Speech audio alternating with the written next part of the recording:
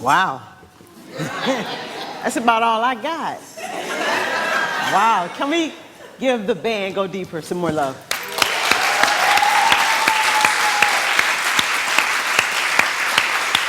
Yeah. And so let's go ahead and take a moment to be with each other, to engage in a little bit of love, a little bit of light.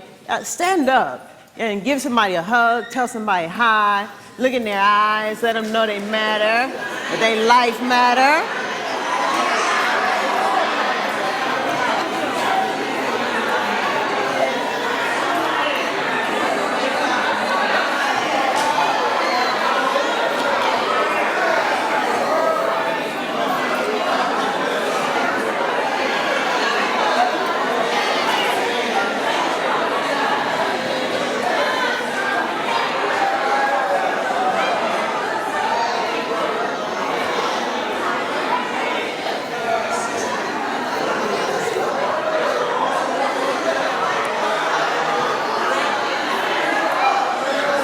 Sir. How you? Good. Good.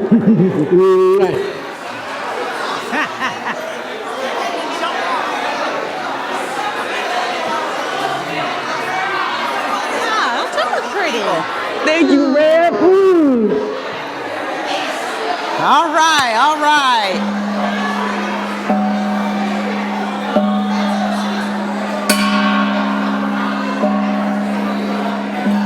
All right, all right.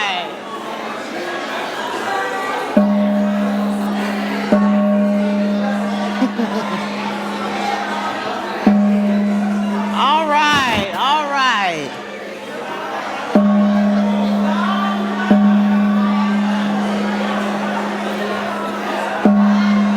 All right, all right. Let's take our seats. Let's take our seats. All right, all right. Al, turn me up. Let's take our seats. You can't hear? 1, 2, 1. There we go. All right, let's take our seats. Let's take our seats. All right, all right, all right. Let's take our seats. All right.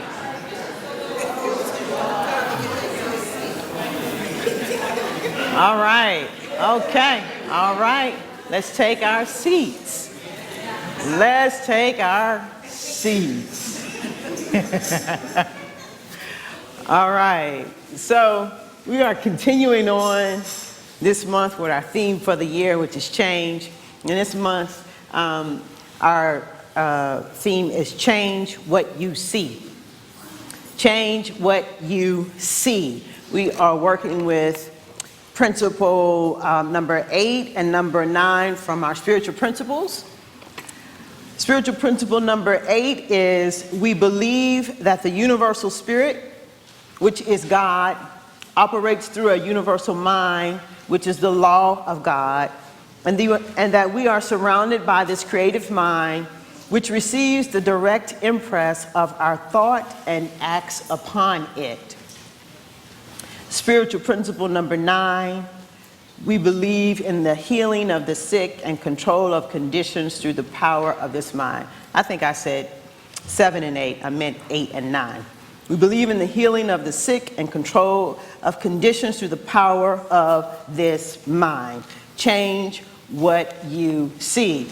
This teaching, and all who have centers and all who serve as a teaching chapter, all who have written books, all of it is really an attempt for us to offer ourselves and each other an opportunity to change our perspective, to shift our perspective. It sounds very easy, but it's a difficult thing to do. That part of the teaching, the understanding what we're are attempting to do is very simple. Shift your perspective, but not in action, not so easy. And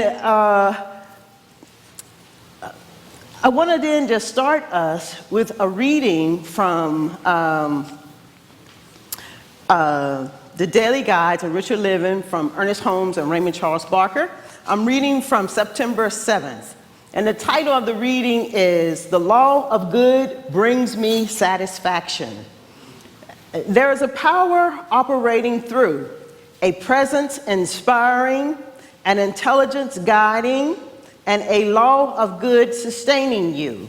Upon this presence, this power, and this law you may place complete reliance. Because you live in this divine presence, and because it is in you, you may know that the creative law of good, which is infinite and which has all power, can do for you or bring to you anything and everything necessary to your complete happiness. Its whole desire is for you is one of freedom and joy. Change what you see. A quick reading from Joel Goldsmith, Practicing the Presence, page 131, in his chapter titled The Vision to Behold. He says, many miracles may occur in our experience, but only those who are themselves sufficiently attuned to behold them will be conscious of what has happened. Do we have eyes but do not see? Do we have ears and do not hear? The miracle of transfiguration is awaiting our beholding. It is taking place in this world every day, every minute of every day, and at the very place where we are standing. If we can but open our eyes to behold the vision of that which is. The transfiguration is not an experience of 2,000 years ago, nor is it crucifixion, the resurrection, or the ascension. Those are experiences that are occurring every moment of every day, wherever there is an illumined soul to behold them. And this teaching, then, as I see it, life is always offering us an opportunity of a lifetime. See what I mean? It's just a shift in perspective. You can say life is offering you this, or life is offering you that, or you can say that life every day, in every way, in every hour, and in every moment is offering us an opportunity of a lifetime. Breathe that in.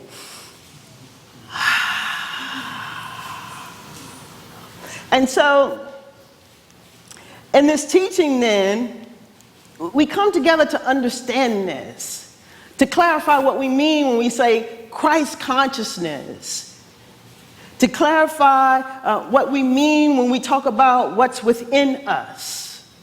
We come together to clarify and to magnify these things. And in whatever way, with whatever word suits you, this Christ consciousness, this God within the universe, whatever it is that works for you. But we come to clarify and magnify it. And last week, we called it greatness. And this week, let's call it intelligence.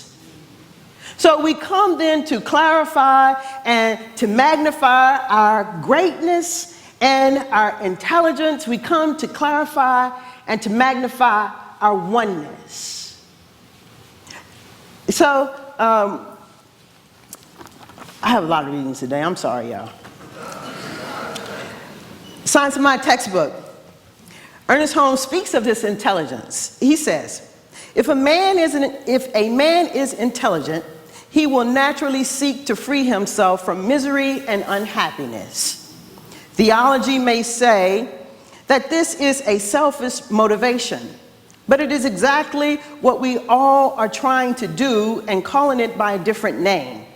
Whether it is through the remission of sins or the salvation of the individual soul, every act in the life of the individual is that such an individual may express himself or herself. He says that we realize, however, that the attempt that to attempt this self-expression at the expense of society or other individuals is to defeat our very purpose for which freedom exists. For back of all is a unity. Hence we find that the laws of necessity and not of theology do ultimately compel experience into the path of true righteousness. And that the criterion for any man as to what is right or wrong for him or her is not to be found in some other man's or woman's judgment. The criterion is, does this thing I wish to do express more life, more happiness, more peace to myself, and at the same time harm no one? If it does, it is right. It is not selfish. But if it is done at the expense of anyone, then in such a degree we are making a wrong use of the law. We may be quite empathetic in saying that we think the universe exists for the expression of spirit, and man exists for self-expression because he is the expression of spirit. Man does not exist for the purpose of making an impression upon his environment. He does exist to express himself in and through his environment. There's a great difference. Man does not exist to leave a lasting impression upon his environment, not at all. It is not necessary that we leave an impression. It is not necessary if we should pass on tonight that anyone should remember that we have ever lived. All that means anything is that while we live, we live. This living then is a requirement. That while we live, let's live. Right? The kids might say, let's get it. And this living is experienced, or one avenue is through right seeing. Because for many of us, our observations are based on a finite outlook. Our observations are based on a finite outlook from a limited concept. Remember why we're here? To change our perspective. To change our perspective. And so then many of us are familiar with, or may be familiar with the reading from the Bible in the New Testament, Matthew 6:33, where it says, "Seek ye first the kingdom of God and its righteousness, and all things will be added." Seek ye first the kingdom of God. In other words, before you do anything, before everything else, seek. Before you make a move, before you make a decision, seek. To seek ye first. And then all other things will be added. In other words, then we'll be able to see. Then you'll be able to see all things, then will be added. Then you'll be able to hear. To seek ye first. And then what can be seen will be seen. And what can be done will be done. I love it so much, I think you ought to tell your neighbor turn to your neighbor and let them know that what can be seen, will be seen. And what can be done, will be done. All right? And now ask me if they got it, because we want to make sure they got it. You got it. That what can be seen will be seen, and what can be done will be done. It's the promise fulfilled. The promise in me and the promise in you then that's fulfilled. What can be done will be done, and what can be seen will be seen. Change what you see. To seek ye first. This is important to remember because we all have to have something that we can turn to when life presents us with opportunities of a lifetime. We have to remember this when life presents us and offers us opportunities of a lifetime. We need to have something that we can hold on to, something that's eternal and everlasting, something that was here yesterday and is here today and will be here tomorrow. And if you don't have this something, seek it. Seek it. I think I shared this story before about my grandmother. I grew up in Tennessee, and